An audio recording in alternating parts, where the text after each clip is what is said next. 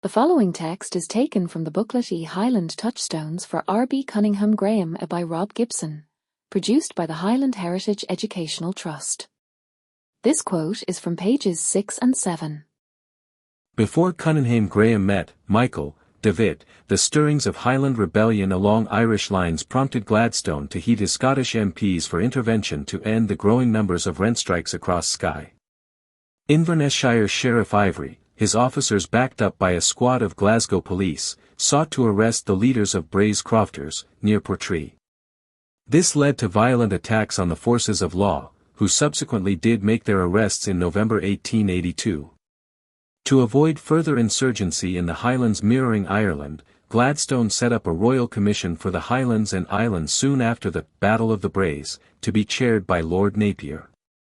In over 60 evidence sessions, starting in Braes itself, this allowed Gaelic speakers for the first time to use their native tongue while giving evidence, with promises of immunity from retribution.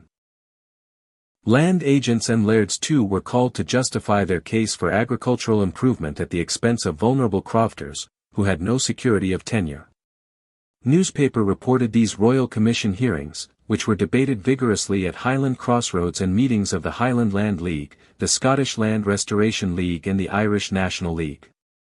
The INL had previously voted £1,000, in 1882, to help the crofters make their case, community by community, in the hope that combined Irish and Scottish land agitators could end insecurity and deliver social justice. These funds helped John Murdoch, a friend of David's, and Alexander Mackenzie, editor of the Scottish Highlander, who was close to the leaders of the Highland Land League, HLL, to travel ahead of commission hearings and coach local crofters. Cunninghame Graham followed these arguments through his attendance at the INL meetings in Glasgow. As a laird, he was welcomed there as a bird of rare plumage, in and Taylor's words. He was beginning to see the need for parliaments for Ireland, Scotland and Wales as home rule all round, that would deliver land reforms and fair employment conditions for industrial workers.